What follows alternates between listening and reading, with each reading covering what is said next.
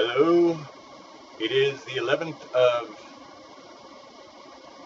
January, day 11 of knowing. So today, Mother had her consultation with the doctor in Dallas.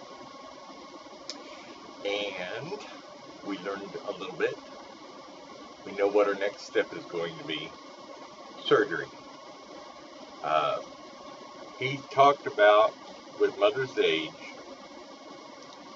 and the size of the tumor and the ever-increasing pain, this is an urgent matter, but it's not emergent at this moment. He also indicated that it is impossible to take a biopsy of this type of tumor because when they prick it or whatever, something happens, and if it is confirmed to be a cancer type, just taking the biopsy and trying to wait for the biopsy to come back to find out which type of cancer it is, it will explode, kind of like, well, I told Mother it's kind of like peritonitis. If you get a laceration or something of the intestines, and your fluids, fecal matter, whatever that's inside the intestines, then gets into the peritoneum, big problems. All infection, yuck, life-threatening. So that's the way I visualize it in my head, and I communicate that with Mother. So they cannot do a biopsy. They have to remove the whole thing. They cannot, in good conscience, go in micrally or minimally, whatever, because, again, if this tumor ruptures, it's not good. It would still do the same thing. It'll start spreading into the surrounding tissues, that whatever. I don't know. But they can't do a biopsy, and they can't take it out like they would normally take out an ovary or a cyst or fibroids or whatever. What he is recommending, again, due to Mother's age, and due to the fact that her and I are not planning on having any more children at all, done with that. Done. We played our part in the gene pool. We made our children. They've made children. And right now, it's just Mother and I. So, since we're not going to have any more children, and they're going to have to get aggressive about getting in there to get this tumor, he's recommending a total hysterectomy. That'll take care of both ovaries, I guess, so it won't come back on the other one. And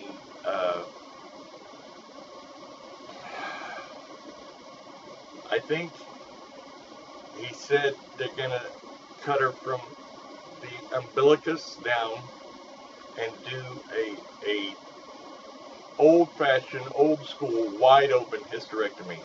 He said this way we've got enough room where we can get that tumor out without rupturing anything. That's the key. He doesn't want to rupture the tumor. Okay, so surgery, no biopsy. I have no idea what's going to happen at the. He said, I guess. I don't remember it taking so long with Cook's children, but he said it'd take about 2 weeks to get the biopsy results back. So, hysterectomy, remove the tumor, send it for analysis, and Mother's going to recuperate from this long incision in her tummy, and we wait. And then depending on whatever whatever comes back will tell us, I guess, what else we do. I don't know if chemotherapy or radiation or what. But I do know that mother is in pain, and I do know that these hydrocodones that they've given mother for the pain is not really working. I mean, when she first started them, it was putting her to sleep, maybe allowing her to fall asleep without the pain, or getting her so fucked up in the head she didn't care about the pain and she fell asleep. She'll fall asleep for a couple hours. Well, now it's not even that. It's 45 minutes, an hour, and she's back up. So the pain is the crucial thing right now. He did, and I was in the room, so it was kind of, I was not on his side. I was on mother's side. He did a vaginal, whatever, where you take the scapula, or the speculum, and he looped it up in there, and then he stuck his fingers up my wife's hoo-ha. That was very uncomfortable for her. But what was even more uncomfortable, and which, again, from my viewpoint over here, just about brought her off the fucking table. He went in there and he pushed to the right with his other hand on this other side right here. So basically he's pushing the tumor, and she about come unglued. It was painful for her, and he said, all right, that's when, after we got all cleaned up and stuff from that, then they came back in and they told us what's happening. We got to do surgery, we got to do hysterectomy, we cannot do the biopsy, it's going to take 2 weeks to get the biopsy back. When is the surgery going to be scheduled? Now, because mother is a self-pay and has no insurance, this creates a red tape problem for us. So, we're going to try to do the surgery next week, subject to. Now, the doctor also explained to mother that if she starts hurting and cannot control that pain with what hydrocodone she has left, she needs to come to the emergency room in Dallas. That way, because he's on at that hospital, and his associates, they can more promptly address mother's needs, and depending on the pain, may actually invoke an emergency situation to where they have to remove all that stuff quicker than what, say, they would normally do it. Keeping in mind, folks, this is the 11th. That other doctor didn't even want to see mother until the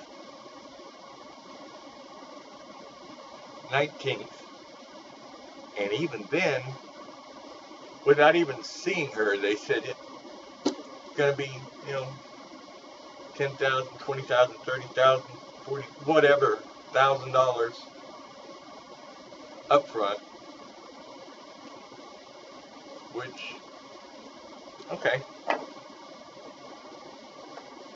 But mother is very happy with this doctor that she went to in Dallas today, and daddy is too.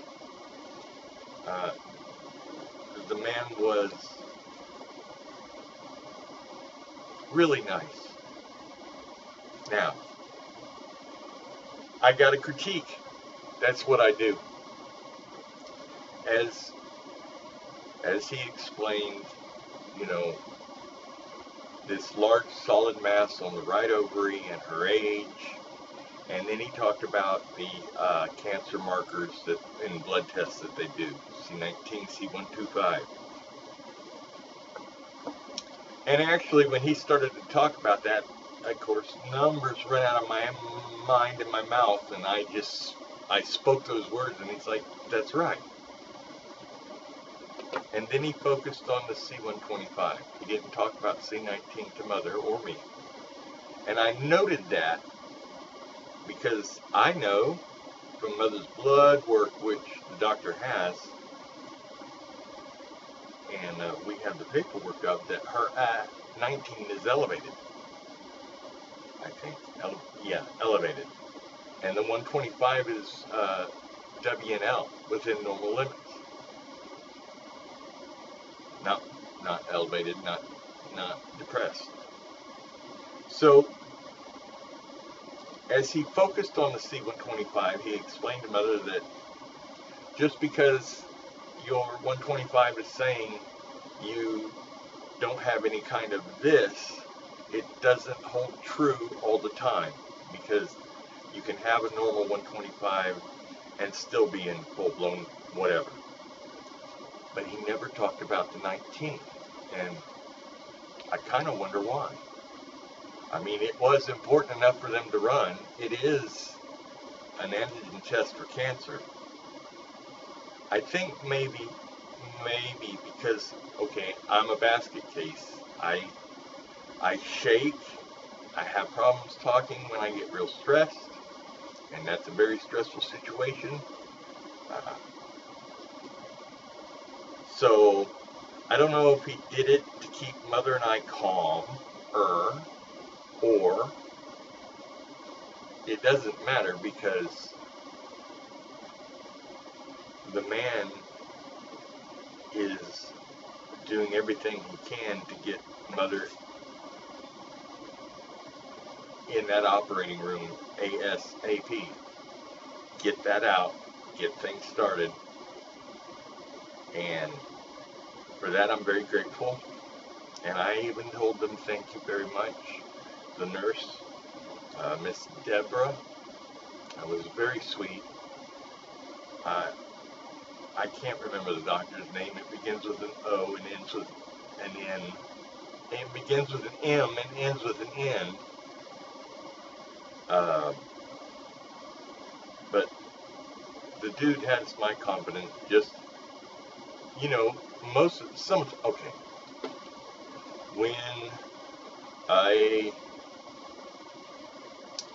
doctors tend to be cocky, okay?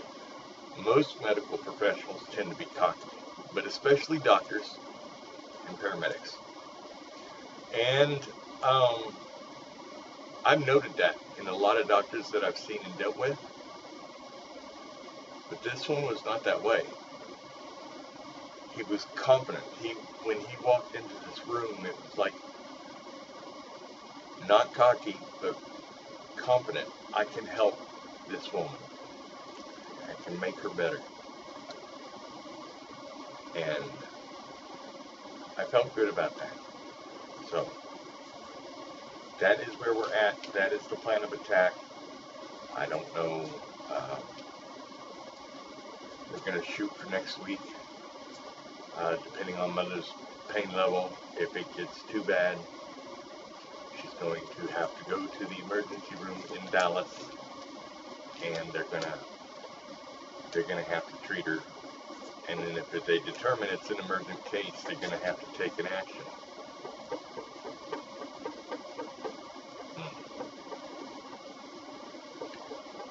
I do not like hospitals.